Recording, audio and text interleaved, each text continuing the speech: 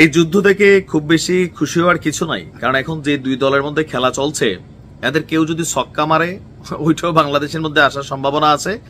আবার যারা বোলিং করছেন স্টাম্পের বাহিরে গেলে হোয়াইট হলেও এটাও কিন্তু আমাদের বাংলাদেশে আসার সম্ভাবনা আছে। এমনকি যুদ্ধের ইফেক্ট অলরেডি বাংলাদেশে অনেক ক্ষেত্রে তৈরি হবে বা হচ্ছেও, কিছু কিছু জায়গায় হচ্ছে। যেমন এই যে সীমান্ত দিয়া পুশিন শুরু করে দিছে ভারত তাদের দেশের মানুষকে, এরকম অনেক কিছু এখানে ঘটবে। যাই হোক, পাকিস্তানের উপর যে ঘটনা ঘটেছে, পাকিস্তানের জনগণ অথবা পাকিস্তানপন্থী বাংলাদেশের জনগণ যারা আছেন তাদের প্রত্যেকেরই একটা কিন্তু অপেক্ষা, কোনটা আছে কখন পাকিস্তান বড় ধরনের একটা অভিযান চালাবে। কিন্তু এরপরে ভারত যে আর একটা চালাবে সেটাও কিন্তু মাথায় রাখতে হবে, কারণ পাল্টাপাল্টি হয়েছে। তবে এবার পাকিস্তানের পালা।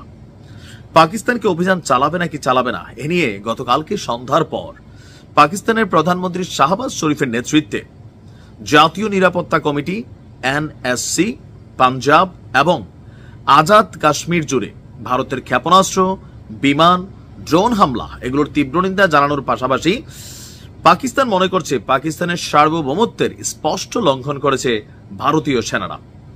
বৈঠকে নিশ্চিত করা হয়েছে যে পাকিস্তান কঠোর জবাব দেবে। দর্শক, পাকিস্তান জাতিসংঘ সনদের 51 অনুচ্ছেদের অধীনে প্রতিক্রিয়া জানানোর অধিকার সংরক্ষণ করে, এগুলা লিখিত ভাষা, বাংলাটা আবার বুঝাচ্ছি, এবং সশস্ত্র বাহিনীকে সংশ্লিষ্ট ব্যবস্থা গ্রহণের জন্য ক্ষমতা প্রদান করা হচ্ছে। মানে এখানে যেহেতু যুদ্ধের একটি ইস্যু আছে, তো আন্তর্জাতিক কিছু নিয়ম কানুন আছে যুদ্ধের ক্ষেত্রে। যেমন ভারত যখন এই যুদ্ধ করছে তখন আমেরিকার যে গোয়েন্দা প্রধান তুলসী গ্যাবার্ট তিনি বলছিলেন যে ভারতের আত্মরক্ষার অধিকার আছে। আত্মরক্ষা কোনটা? ভারতের উপরে যা হামলা হয়েছে তার আত্মরক্ষার তো অভিযান চালাবে, সন্ত্রাসবাদের বিরুদ্ধে লড়াই করবে। আবার পাকিস্তান বলছে জাতিসংঘ সনদের 51 অনুচ্ছেদের অধীনে প্রতিক্রিয়া জানানোর অধিকার আছে। ভারত অভিযান যেটা চালাইছে সেটা উস্কানিমূলক ছিল, এবার পাকিস্তান এই অভিযানের যেহেতু তাদের সার্বভৌমত্ব লঙ্ঘন হয়েছে তারা প্রতিক্রিয়া জানাবে।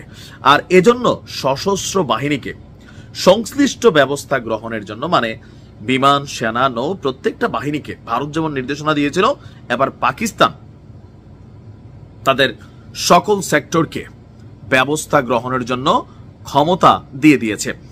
দেশটির এই জরুরি কমিটি বলছে ভারতের হামলার জবাবে সময় অনুযায়ী যথাযথ স্থানে পছন্দ মতো পাকিস্তান প্রতিক্রিয়া জানাবে। এখন এটা আজকেও হতে পারে, কালকেও হতে পারে, বা সময় মতো।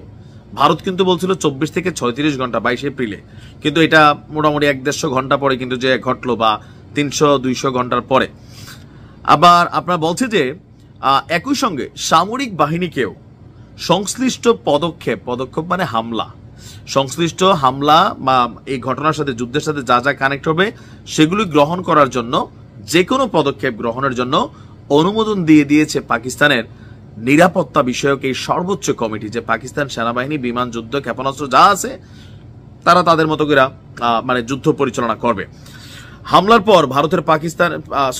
পর পাকিস্তানের প্রধানমন্ত্রী শাহবাজ শরীফের নেতৃত্বে এই অনুষ্ঠিত এনএসসির বৈঠকে ভারতের প্রতি তীব্র প্রতিক্রিয়া জানানোর শপথ গ্রহণ করা হয়েছে।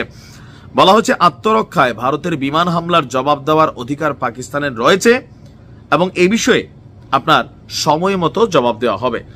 দর্শক, এখানে